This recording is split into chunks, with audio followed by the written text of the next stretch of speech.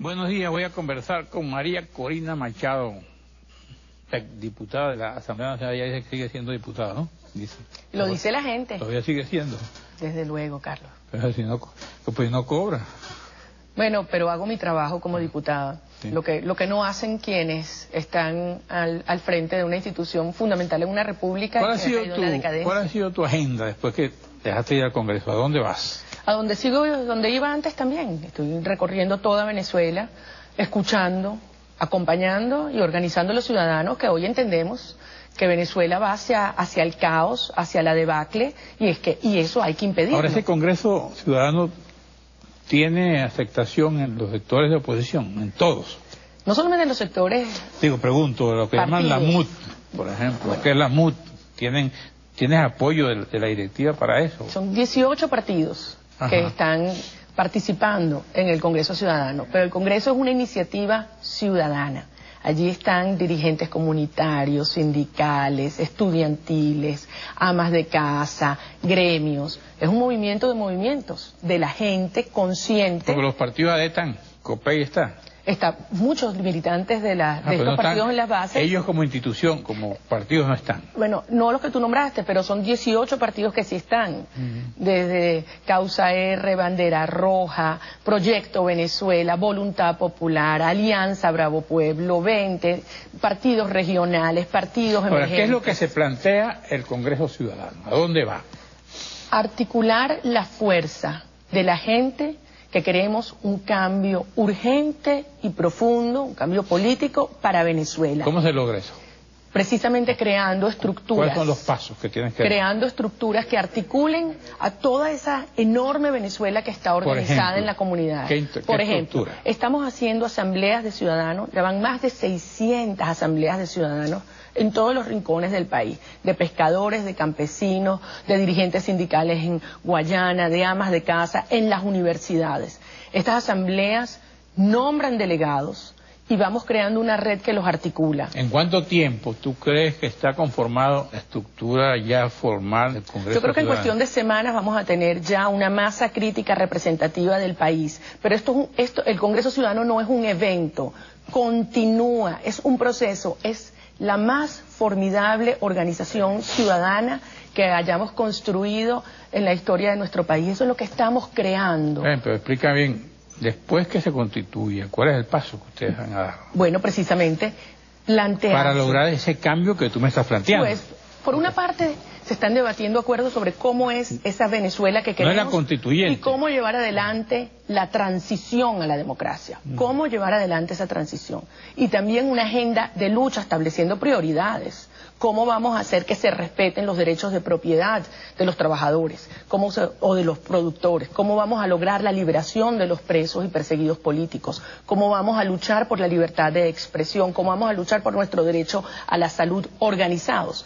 Cada sector separado, que es lo que ha pretendido lograr este régimen, lejos de tener la fuerza y la energía, estamos debilitados. Pero si asumimos como propias todas las luchas ciudadanas de esta hora, tendremos la fuerza de lograr el cambio político. ¿Cuál es el mecanismo específico? Hay varios.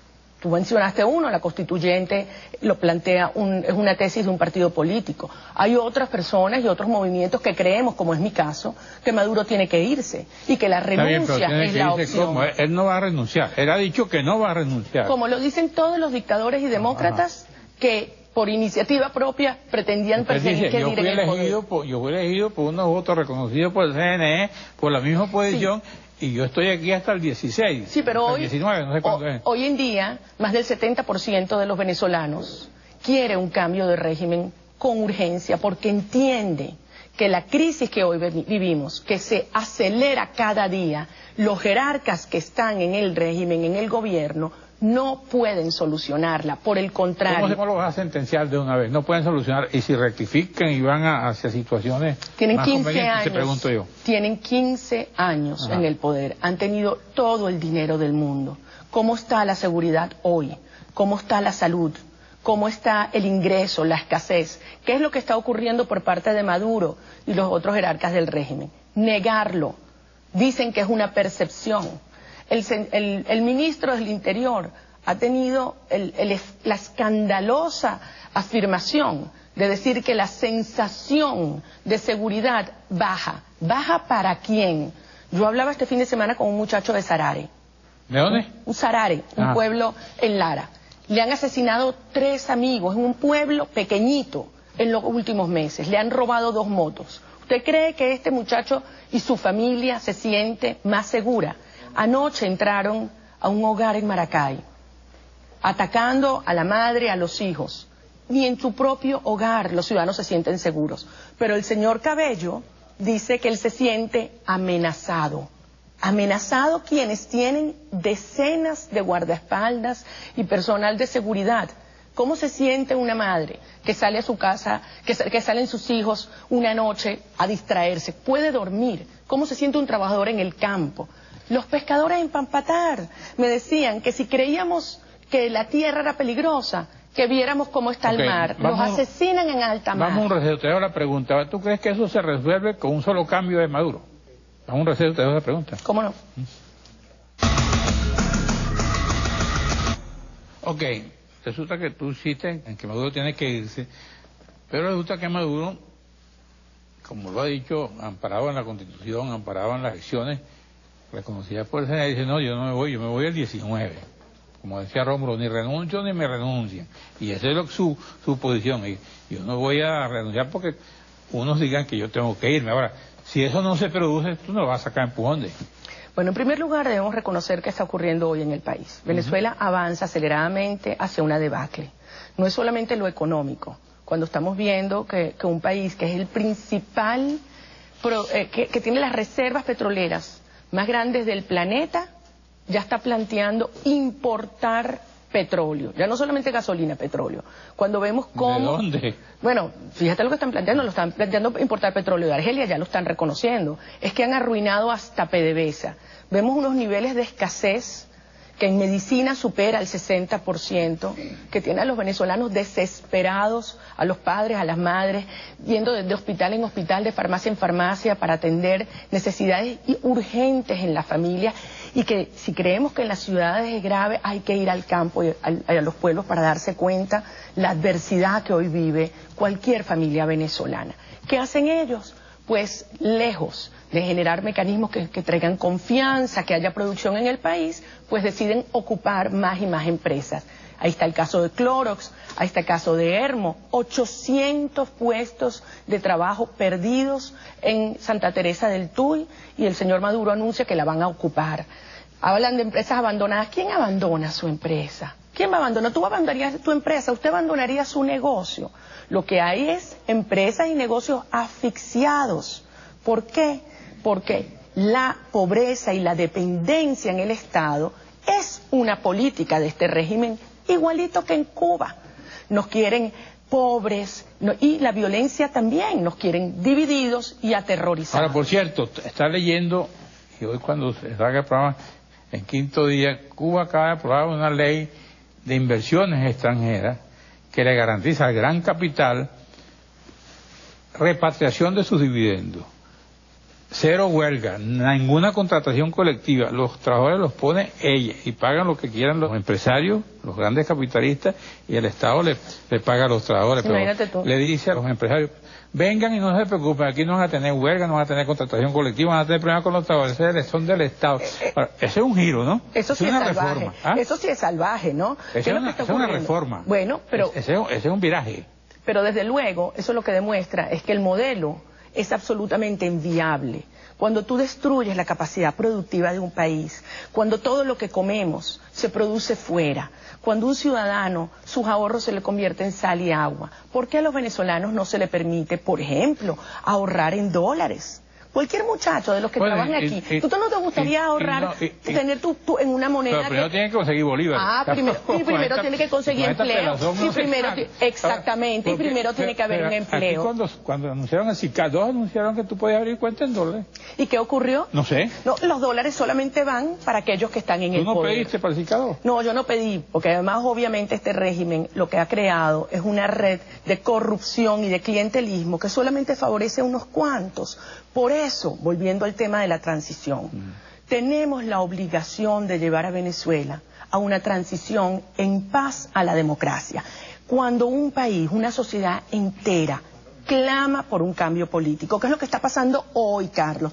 Son los sindicalistas de Guayana, son los campesinos de Portuguesa, son los pescadores de Anzoátegui, son los transportistas, son los estudiantes, son las amas de casa, son los propios empleados públicos que claman por un cambio político y que reconocemos que esto que han creado es inviable. Maduro no tiene ni la capacidad ni la posibilidad de resolver los problemas de Venezuela hoy. Hay algo que se nota. Yo estoy en esto de los 14 años reportando manifestaciones y marchas y protestas.